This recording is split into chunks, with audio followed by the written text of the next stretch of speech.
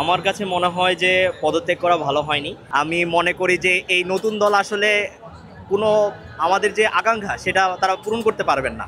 বিএনপিকে এককভাবে মাঠে ছেড়ে দিতে পারছি না, এই জন্য আমরা নতুন একটা দলকে খুব করে চাচ্ছি।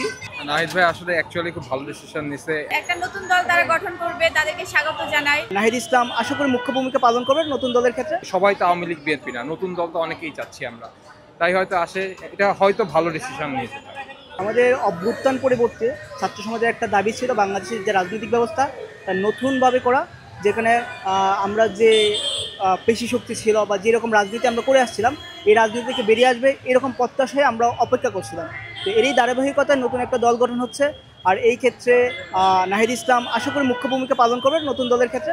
আমার মনে হয় যে নাহিদ ইসলাম উনি বর্তমানে অন্তর্বর্তীকালীন সরকারের অবস্থা থেকে যে পদত্যাগ করেছেন একটা নতুন রাজনৈতিক দল গঠনের জন্য, এইটা আসলে তরুণদের শেখায় যে আপনার আসলে একটা বড় অ্যাসপিরেশনের জন্য এই সাময়িক যে একটা বলতে পারেন যে পাওয়ার, এইটা নিয়ে তার কোনো নেশা নেই এবং সেই জন্যই কিন্তু তিনি এটা করেছেন। তো আমরা এটা খুবই পজিটিভলি নিচ্ছি এবং আমরা নাহিদ ইসলাম থেকে আরও বেশি কিছু আশা করি এবং আমরা বিশ্বাস করি তিনি হচ্ছেন সামনে নির্বাচনে অংশগ্রহণ করে তিনি এবং তার দল আরো ভালো কিছু দেশকে উপহার দেবেন এবং সেই জন্য তাকে অনেক অনেক শুভকামনা।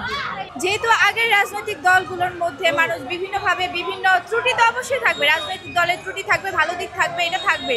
তো তারা যাতে ওই ভুলগুলো তো তারা বুঝতে পারছে যে কোন কোন ভুলের কারণে মানুষ প্রত্যাখ্যান করে, তো তারা যাতে ওই ভুলগুলো না করে, তারা যাতে জনগণের ম্যান্ডেট অনুযায়ী কাজ করে।